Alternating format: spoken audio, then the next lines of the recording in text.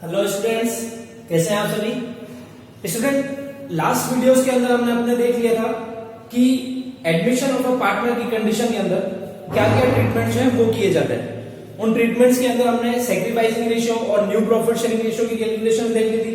उससे रिलेटेड कुछ एग्जांपल्स, कुछ क्वेश्चन जो है वो भी हमने सॉल्व कर लिए थे। देन उसके बाद में सेकंड एडजस्टमेंट जो था हमारा वो था एडजस्टमेंट ऑफ गुडविल या treatment of goodwill.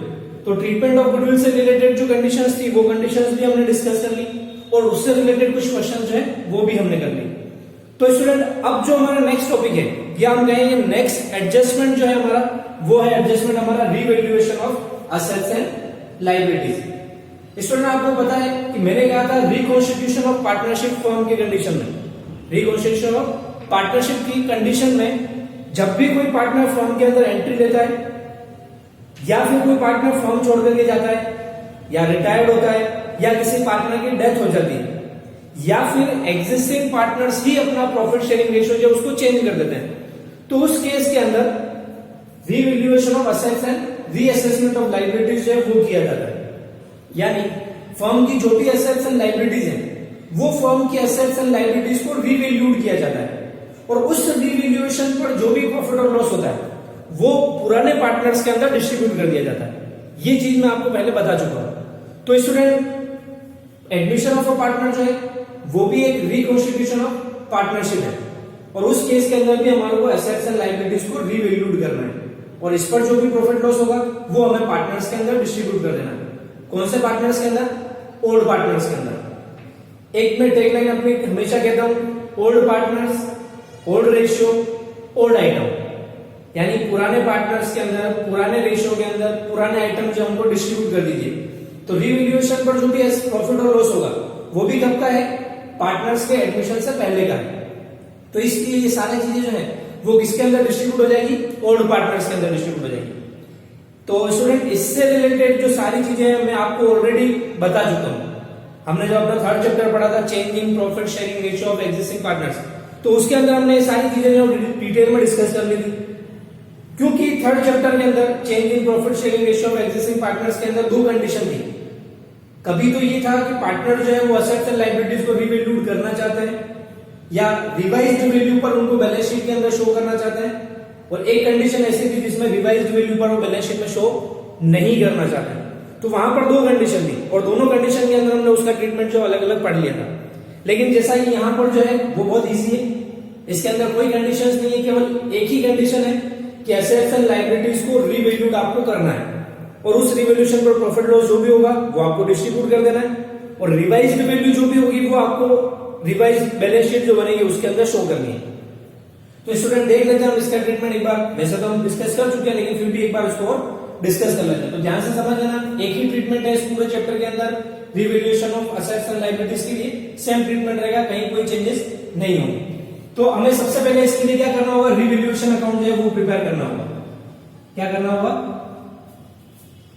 Revaluation account prepare करना होगा। रिवैल्यूएशन अकाउंट आप सभी को पता है किस तरह से हमें बनाना है, फिर भी हम डिस्कस कर लेते हैं इस चीज को कि हमें रिवैल्यूएशन अकाउंट जो है वो किस तरह से प्रिपेयर करना है। जैसा कि मैंने पहले बताया था, रिवैल्यूएशन अकाउंट जो है वो एक तरह से प्रॉफिट एंड लॉस अकाउंट है। क्या है? प्रॉफिट एंड लॉस अकाउंट है। और प्रॉफिट एंड लॉस अकाउंट के अंदर हम क्या करते हैं? डीआर साइड में तो लिखते हैं सारे लॉसेस और सीआर साइड में हम लिखते हैं सारे प्रॉफिट्स और गेन्स। लेकिन वो प्रॉफिट और लॉस जो हम लोग किस पर होनी चाहिए? असेट्स एंड लायबिलिटीज को रीवैल्यूएशन पर जो भी प्रॉफिट लॉस है केवल वही लिखा जाएगा इसके अंदर। तो क्या क्या लिखेंगे? सबसे पहले इस तरह हम लिखेंगे to assets and to liabilities. To assets and to liabilities. क्या? लॉस। असेट्स पर लॉस कब होगा? when the value of assets decrease. When the value of assets decreases then there is a loss. और liabilities पर loss कब होगा? when the value of liabilities increases. समझ में आ रहा है? जब assets की वैल्यू कम हो जाती है, जो पहले की assets है और अब उसका जो वैल्यूएशन हुआ उसमें अगर कम हो जाता है उसकी वैल्यू, तो वो हमारे लिए क्या होता है? लॉस होता है। तो assets की वैल्यू जितनी कम हो वो इधर लिखनी है। फिर लायबिलिटीज की वैल्यू अगर इंक्रीज हो जाती है तो वो भी हमारे लिए लॉस है। तो जितनी लायबिलिटीज की वैल्यू इंक्रीज हो जाए वो यहां लिख लेना। ये तो हो गया हमारा लॉस रिवैल्यूएशन पर। फिर प्रॉफिट कब होगा? Just reverse, when the value of assets increase and the value of liabilities decrease, तब हमारे को क्या होगा? प्रॉफिट होगा। जब असेट्स की वैल्यू तो इंक्रीज हो जाएगी और जब लायबिलिटीज की वैल्यू डिक्रीज हो जाएगी। आपको क्वेश्चन के अंदर बैलेंस शीट गिवन होगी, ओल्ड बैलेंस शीट, और असेट्स एंड लायबिलिटीज की वैल्यू के अंदर क्या क्या चेंजेस आए हैं वो चेंजेस आपको दे रखे होंगे। तो बस आपको केवल इतना सा करना है, असेट्स की वैल्यू इंक्रीज हुई है डिक्रीज हुई वो देखना है, लायबिलिटीज की वैल्यू इंक्रीज हुई है डिक्रीज हुई वो देखना है। अगर लॉस हो रहा है उस पर इंक्रीज डिक्रीज पर तो इस तरफ लिखना है उस पर्टिकुलर असेट्स और लायबिलिटीज के नेम से। प्रॉफिट हो रहा है इस तरफ लिखना है पर्टिकुलर असेट्स और लायबिलिटीज के नेम से। ये हो गया अपना प्रॉफिट और loss on revaluation of assets and liabilities. चार चीजें दी होगी। इसके अलावा स्टूडेंट कभी कभी ऐसा होता है कि कुछ असेट्स और लायबिलिटीज जो पहले बैलेंस शीट के अंदर नहीं थी लेकिन अब वो अराइज हो गई है। जैसे सपोज कीजिए कोई लायबिलिटीज नहीं अराइज होगी जो पहले बैलेंस शीट के अंदर गिवन नहीं है लेकिन अब आपको उसका पेमेंट करना है। क्या हुआ? लायबिलिटीज नहीं अराइज हुई है, लायबिलिटीज इंक्रीज हो रही है। लायबिलिटीज इंक्रीज होती है तो क्या होता है? लायबिलिटीज इंक्रीज होती है तो लॉस होता है। तो जब भी कोई नई लायबिलिटीज अराइज हो जाए तो वो भी आपको इस तरफ लिखना है, to liabilities new liability arise. समझ में आया? अगर कोई नई लायबिलिटीज अराइज हो जाती है जो ऑलरेडी बैलेंस शीट के अंदर नहीं है लेकिन उसका पेमेंट अब आपको करना है तो वो हमारे लिए लॉस होगा। तो इस तरफ लिख देंगे टू लायबिलिटीज के नेम से जो भी लायबिलिटीज अराइज होगी। उसी तरह से कभी कभी ये होता है कि कुछ असेट्स जो है जो बैलेंस शीट के अंदर रिकॉर्ड नहीं है लेकिन अब हमें पता लगता है कि जब हमने रिवैल्यूएशन किया तो हमारे पास में ये असेट्स भी अवेलेबल थी जो कि हमने बैलेंस शीट के अंदर रिकॉर्ड नहीं कर रखी है। तो वो असेट्स इंक्रीज हो रही है तो इस तरफ लिख लेंगे बाय असेट्स या unrecorded assets, by unrecorded assets जो भी होगी असेट्स उसके नेम से आ जाएगी यहाँ पर, क्योंकि ये हमारे लिए है प्रॉफिट, क्योंकि हमने असेट्स ऑलरेडी बैलेंस शीट के अंदर शो नहीं कर रखी है लेकिन हमारे पास में एग्जिस्टेंस में है तो उसको भी हम यहाँ पर लिख लेंगे। तो ये दो चीजें एक्स्ट्रा हो गई। अगर कोई लायबिलिटीज अराइज हो जाती है नई जो कि बैलेंस शीट में नहीं है तो इधर लिखेंगे। कोई असेट्स अनरिकॉर्डेड है बैलेंस शीट में लेकिन अराइज है हमारे पास में अभी तो इसको यहाँ लिख लेंगे। कभी कभी क्या होता है स्टूडेंट, ये जो रिवैल्यूएशन वर्क है सारा, ये रिवैल्यूएशन का वर्क जो है कोई पर्टिकुलर पार्टनर कर लेता है। वैसे तो रिवैल्यूएशन का वर्क जो है किसी रिवैल्यूएटर से करवाया जाता है, बाहर के किसी पर्सन से करवाया जाता है। लेकिन अगर पार्टनर्स को भी इस टाइप का नॉलेज है, उसको वो असेट्स एंड लायबिलिटीज का रिवैल्यूएशन कर सकता है, तो उस केस में वो पार्टनर चाहे तो वो रिवैल्यूएशन वर्क कर सकता है। तो उस केस में क्या होगा, उस पर्टिकुलर पार्टनर को हो सकता है फर्म कुछ रेम्यूनरेशन दे दे।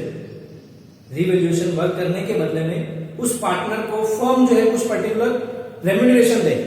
तो उस केस में हमारे को रेम्यूनरेशन जो है वो इस तरफ लिखना है, टू पर्टिकुलर जो भी पार्टनर होगा उस पार्टनर्स कैपिटल अकाउंट के नेम से जो भी रेम्यूनरेशन उसको दिया जाएगा वो रेम्यूनरेशन हमारे को इस तरफ टू पार्टनर्स कैपिटल रेम्यूनरेशन के नाम से लिख लेना। समझ में आ गया? अगर किसी पर्टिकुलर पार्टनर को रिवैल्यूएशन वर्क करने के लिए अपॉइंट किया गया है और उसको कोई रेम्यूनरेशन दिया जा रहा है तो वो रेम्यूनरेशन इस तरफ टू पार्टनर्स कैपिटल के नाम से लिखना है। अब ये सारा रिवैल्यूएशन वर्क जो है बहुत सी बार इस पर एक्सपेंसेस भी होते हैं और वो एक्सपेंसेस अगर फर्म बियर कर रही है या फर्म पे कर रही है तो उस केस में हमें लिखना है टू कैश या बैंक। क्या आएंगे इसमें एक्सपेंसेस जो भी होंगे वो एक्सपेंसेस हमें इस तरफ लिखने हैं, टू कैश या बैंक के नाम से जो भी एक्सपेंसेस हो रिवैल्यूएशन पर वो एक्सपेंसेस यहां लिख लेना है। तो ये कंप्लीट हो गया हमारा रिवैल्यूएशन अकाउंट का, जो भी आइटम्स हमारे को इसके अंदर लिखने हैं वो सारे। अब हमें पता है हमें क्या करना है, रिवैल्यूएशन के सीआर से भी टोटल करनी है, उसमें से डीआर वाली टोटल माइनस करनी है। अगर सीआर से की टोटल ज्यादा होती है तो पहले इधर की टोटल कीजिए, डीआर वाली टोटल माइनस कीजिए, तो जो भी डिफरेंस आएगा वो हमारा क्या होगा, प्रॉफिट। क्या होगा, profit on revaluation which will be distributed in old partners. Suppose कीजिए मैं ले लेता हूं ओल्ड पार्टनर्स है हमारे पास में ए और बी दो, तो ये प्रॉफिट जो होगा वो ओल्ड पार्टनर्स के अंदर डिस्ट्रीब्यूट कर दिया जाएगा। किस रेशियो में, in old profit sharing ratio. समझ में आया? सीआर साइड की अगर टोटल ज्यादा है तो सीआर की टोटल कीजिए, डीआर साइड की टोटल उसमें से माइनस कीजिए, जो भी डिफरेंस आएगा वो हमारा प्रॉफिट हो जाएगा। और ये जो प्रॉफिट होगा वो ओल्ड पार्टनर्स के अंदर डिस्ट्रीब्यूट हो जाएगा in old profit sharing ratio तो ए और बी जैसे मैंने ओल्ड पार्टनर लिए, उन दोनों के अंदर डिस्ट्रीब्यूट होकर यहाँ लिख लेंगे, टोटल करके बाहर लिखेंगे और दोनों साइड की टोटल इक्वल कर देंगे। समझ में आ गया? ये तो हुआ प्रॉफिट। लेकिन अगर सपोज कीजिए बीआर साइड की टोटल ज्यादा होगी, सीआर साइड की टोटल कम है, तो डिफरेंस अमाउंट हमारा क्या होगा? लॉस। क्या होगा? Loss, which will be distributed in old partners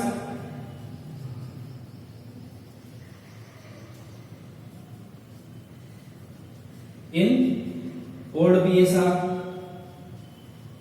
किसमें डिस्ट्रीब्यूट हो जाएगा? ओल्ड पार्टनर्स के अंदर, ओल्ड पीएसआर के अंदर डिस्ट्रीब्यूट हो जाएगा। अगर डीआर की टोटल ज्यादा होती है, सीआर की कम होगा, लॉस होगा। और इस तरह से अपने को फॉर्मेट इसका कंप्लीट कर लेना है। Clear I think? तो ये आपका रिवैल्यूएशन अकाउंट है, किस तरह से बनेगा वो मैंने आपको बता दिया पूरा, कि अपने को कब प्रॉफिट हो रहा है, कब लॉस हो रहा है, किस तरह से इसको रिवैल्यूएशन अकाउंट के अंदर शो करना है। अनरिकॉर्डेड एसेट्स, अनरिकॉर्डेड लायबिलिटीज का ट्रीटमेंट किस तरह से होगा, अगर रिवैल्यूएशन पर कोई एक्सपेंसेस हो रहा है उन्हें किस तरफ लिखना है, किस नाम से लिखना है, और अगर रिवैल्यूएशन वर्क कोई पार्टनर कर रहा है और उसके बदले में उसको कोई रेम्युनरेशन दिया जा रहा है तो उसको कहां लिखना है। तो ये सारी चीजें अपने को इस फॉर्मेट के अंदर लिखनी है। सीआर डीआर रिप्लेस करना है, जो भी आएगा प्रॉफिट लॉस उसको हमें डिस्ट्रीब्यूट करके पार्टनर्स में लिख लेना है। क्लियर? अब देखिए स्टूडेंट, जैसा कि आगे हम पढ़ेंगे कि इस चैप्टर के अंदर हमारे को 3 मेन अकाउंट जो है वो प्रिपेयर करने होंगे। फर्स्ट अकाउंट होगा हमारा रिवैल्यूएशन, स्टार्टिंग यहीं से होगी। तो या कहें कि ये बेस है आपका पूरे क्वेश्चन का, यहां गलती हुई तो आगे भी गलती होगी, तो इसलिए ध्यान रखना इसको प्रिपेयर करते वक्त। रिवैल्यूएशन अकाउंट का जो भी प्रॉफिट और लॉस आता है वो प्रॉफिट और लॉस आगे पार्टनर्स कैपिटल अकाउंट जो बनता है हमारा सेकंड अकाउंट, उस अकाउंट के अंदर ट्रांसफर होता है। किस अकाउंट में? पार्टनर्स कैपिटल अकाउंट या पार्टनर्स करंट अकाउंट जो भी हमारा बनेगा उस अकाउंट के अंदर इसका प्रॉफिट लॉस ट्रांसफर होगा। अब ट्रांसफर किस तरह से होगा? ये यहां पर प्रॉफिट आ रहा है अभी, जिसको हमने पार्टनर्स कैपिटल के नाम से लिख लिया है। ये प्रॉफिट जब होगा वो पार्टनर्स कैपिटल अकाउंट के सीआर साइड में ट्रांसफर हो जाएगा। किस साइड में? सीआर साइड में। क्रॉस में ट्रांसफर होता है, हमेशा ध्यान रखना। अगर लॉस हुआ तो ये पार्टनर्स कैपिटल के डीआर साइड में ट्रांसफर हो जाएगा। ठीक है? या तो पार्टनर्स कैपिटल में या पार्टनर्स करंट में, वो डिपेंड करता है आप कौन से मेथड से अकाउंट्स प्रिपेयर कर रहे हैं, फिक्स्ड मेथड से फॉलो कर रहे हैं या फ्लक्चुएटिंग से फॉलो कर रहे हैं। तो उसके अकॉर्डिंग जो भी अकाउंट बनेगा उसके क्रॉस में ट्रांसफर होंगे ये दोनों प्रॉफिट और लॉस। एक जो आपका ये रेम्युनरेशन था पार्टनर्स का, ये रेम्युनरेशन भी क्रॉस में ट्रांसफर हो जाएगा उस पर्टिकुलर पार्टनर के अकाउंट के अंदर जिसको आपने रेम्युनरेशन दिया है। इसके अलावा इसमें से और कोई भी चीज ट्रांसफर नहीं होगी।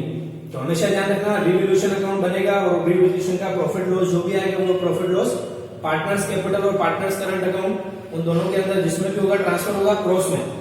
कंप्लीट? ये हो गया रिवैल्यूएशन। अब स्टूडेंट बहुत सी बार ऐसा होता है कि हमारे को रिवैल्यूएशन अकाउंट नहीं पूछ करके रिवैल्यूएशन से रिलेटेड एंट्रीज पूछ ली जाती है। क्या पूछा जाता है? रिवैल्यूएशन अकाउंट नहीं पूछा जाता, बल्कि आपसे ये कहा जाता है pass the necessary journal entries relating to the revaluation of assets and liabilities.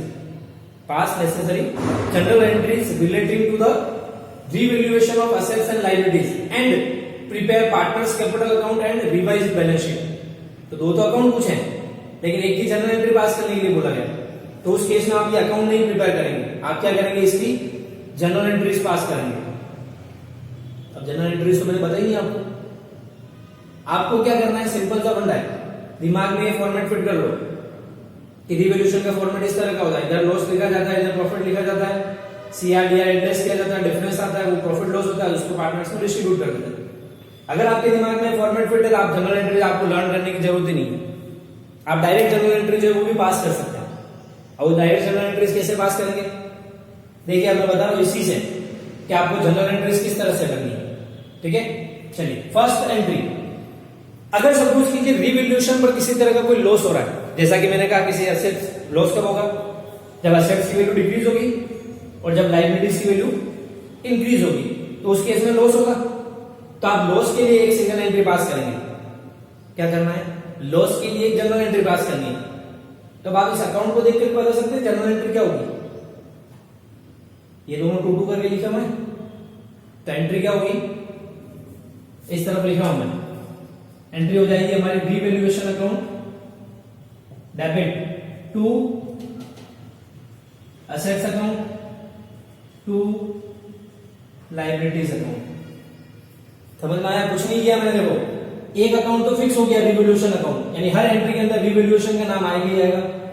दूसरा ये 2 वाले जितने भी लिखे हुए हैं, इधर वाले जितने भी आइटम्स हैं उनके लिए एंट्री क्या होगी, उसके लिए रिवैल्यूएशन अकाउंट तो हो जाएगा डीआर। क्या हो जाएगा, revaluation account D R.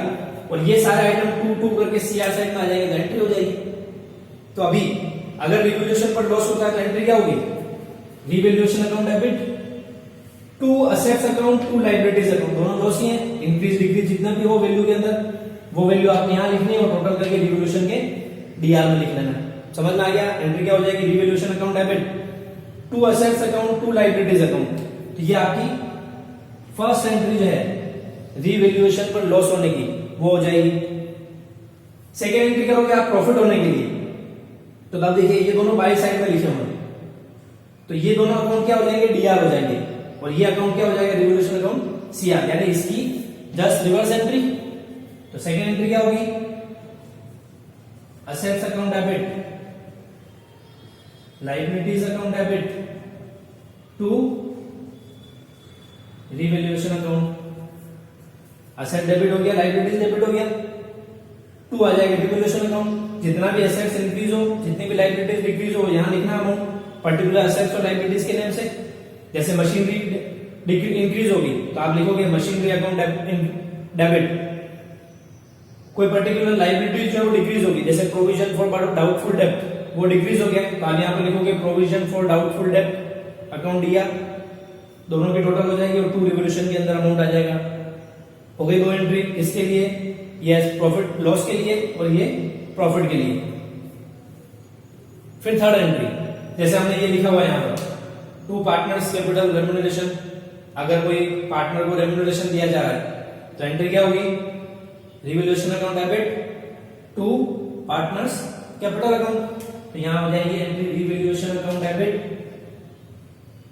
2 partners capital account. जो भी पार्टनर होगा उस पार्टनर के नेम से, जैसे एक्स को मिल रही है, सॉरी यहां पर अभी जैसे ए और बी है, ए को सैलरी देनी है, आप यहां लिखोगे 2 एस कैपिटल अकाउंट या S current account, whichever the condition.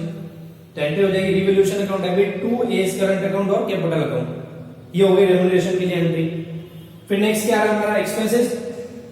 इधर लिखा हूं मैं एंट्री, एक्सपेंसेस की एंट्री क्या होगी, रिवैल्यूएशन अकाउंट डेबिट 2 कैश और bank account. Revaluation account debit 2 cash और बैंक अकाउंट। ये हो गई इधर वाले सारे आइटम की एंट्रीज, इधर वालों की हो गई एंट्रीज। अब क्या होगा, रिवैल्यूएशन पर प्रॉफिट और लॉस को डिस्ट्रीब्यूट करने की एंट्री होगी। तो या तो इधर वाला प्रॉफिट होगा या लॉस होगा। अब अभी तो तुमने ये रिवैल्यूएशन अकाउंट बनाया था, इसलिए तुमने देख लिया सीआर की टोटल ज्यादा हो रही है, डीआर की टोटल ज्यादा हो रही है, एड लेस क्या और डिफरेंस को आपने पार्टनर्स को डिस्ट्रीब्यूट कर दिया in their old profit sharing ratio. लेकिन अभी आप अकाउंट नहीं बना रहे हो, अभी आप अकाउंट नहीं बना रहे हो, आप क्या कर रहे हो, जनरल एंट्रीज पास कर रहे हो। तो जनरल एंट्रीज पास कर रहे हो उस समय प्रॉफिट और लॉस की कैलकुलेशन कैसे होगी, डिस्ट्रीब्यूशन कैसे होगा, सिंपल सा फंडा है। जैसे हमने इसमें किया था रिवैल्यूएशन के सीआर और डीआर के टोटल करके एड लेस करके, सेम चीज वैसे ही आपको एंट्रीज के अंदर भी देखना है। क्या देखना है, केवल रिवैल्यूएशन अकाउंट देखना है। देखिए इस एंट्री के अंदर रिवैल्यूएशन डीआर है, इस एंट्री में रिवैल्यूएशन सीआर है, इसमें भी रिवैल्यूएशन अकाउंट जो है वो डीआर है, इसमें भी रिवैल्यूएशन अकाउंट डीआर है। तो आप क्या करेंगे, रफ के अंदर डीआर रिवैल्यूएशन जितना भी ऐड कर लो, सीआर ऐड कर लो।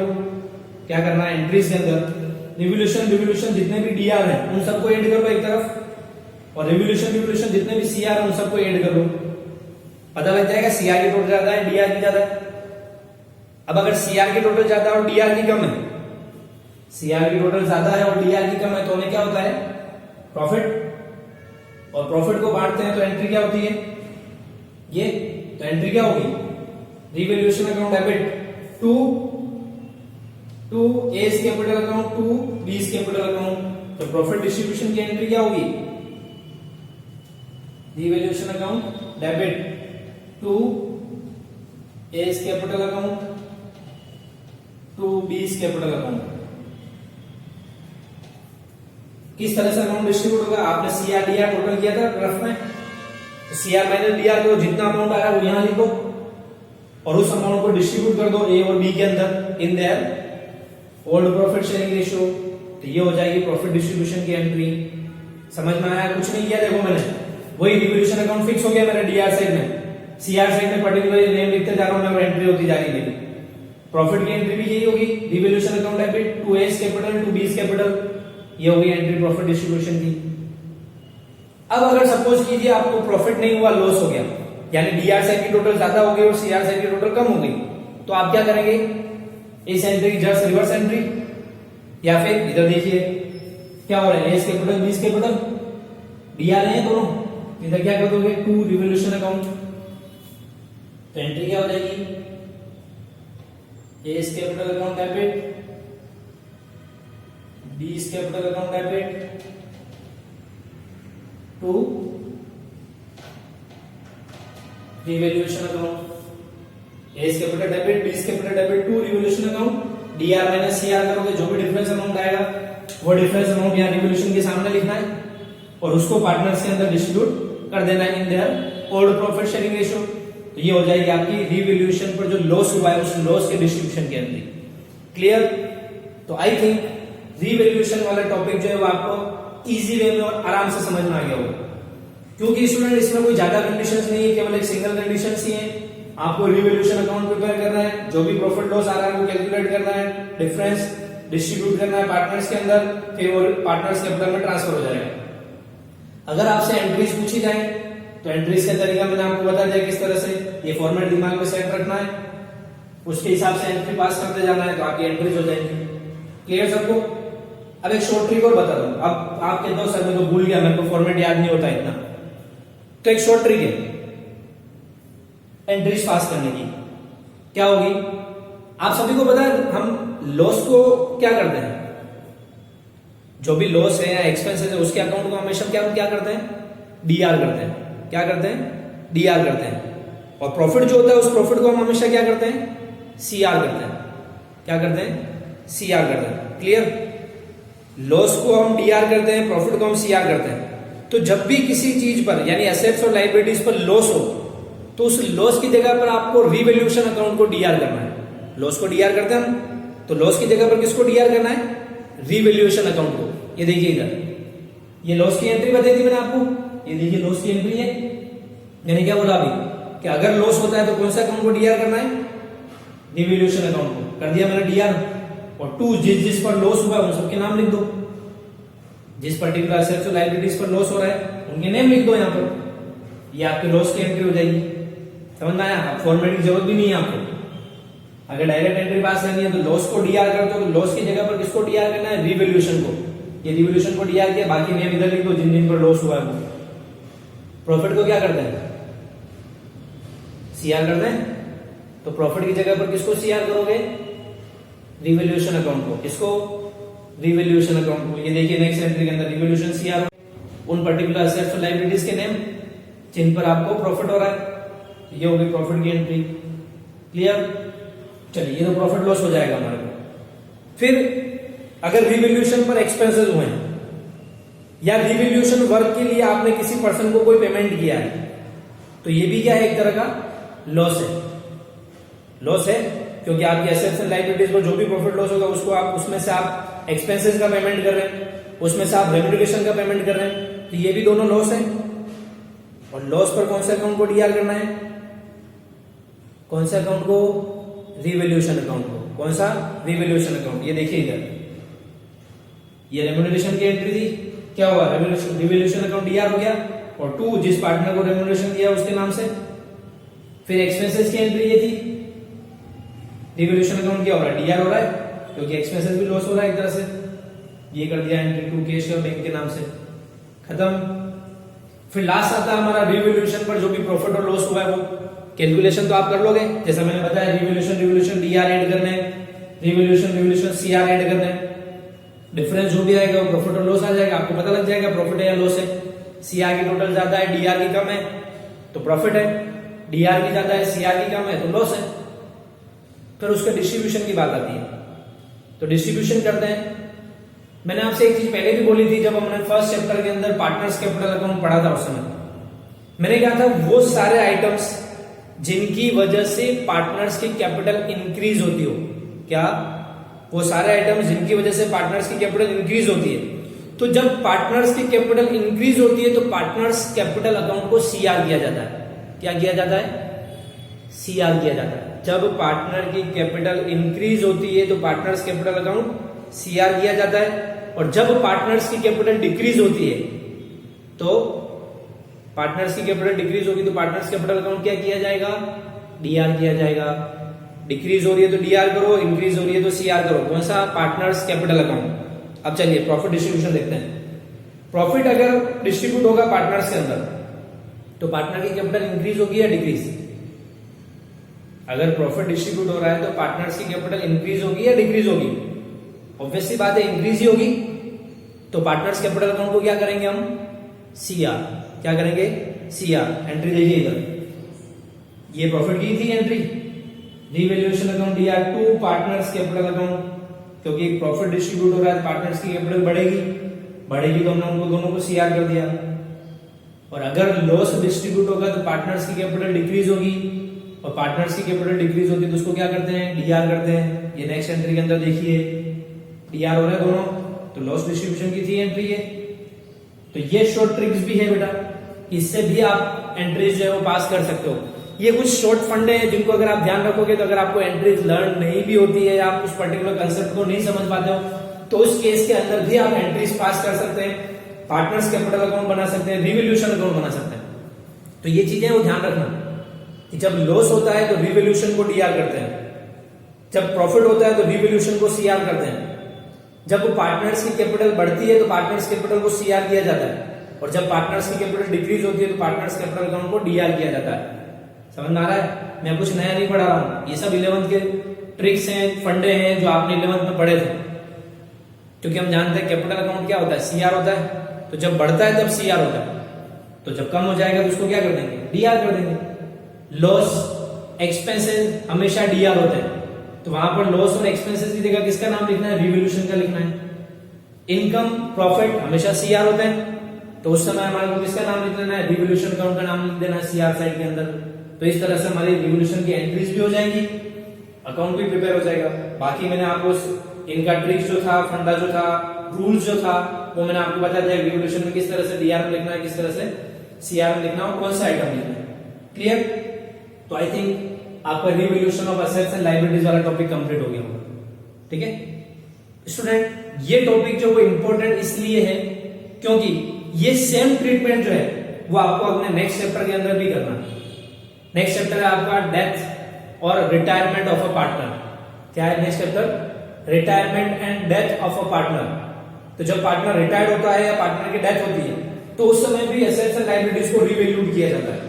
Same account same entries next chapter में भी पास होगी।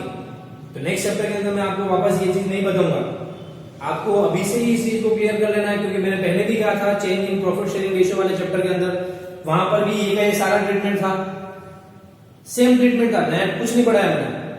लेकिन उसमें एक कंडीशन एक्स्ट्रा थी कि जब पार्टनर्स अपनी असेट्स एंड लायबिलिटीज को रिवाइज्ड वैल्यू पर बैलेंस शीट में शो नहीं करना चाहते तो हमने ये इतनी सारी एंट्रीज पास न करके उसकी जगह पर एक सिंगल एंट्री पास की थी, gaining partners capital account debit to sacrificing partners capital account. वो कंडीशन यहां पर नहीं है, तो कंफ्यूजन आपका ज्यादा रहेगा नहीं, एक बस यही रहेगा कि हाँ मुझे ये इस तरह की एंट्रीज है वो पास करनी है, और सेम एंट्रीज आपको अगले नेक्स्ट चैप्टर के अंदर भी पास करनी है।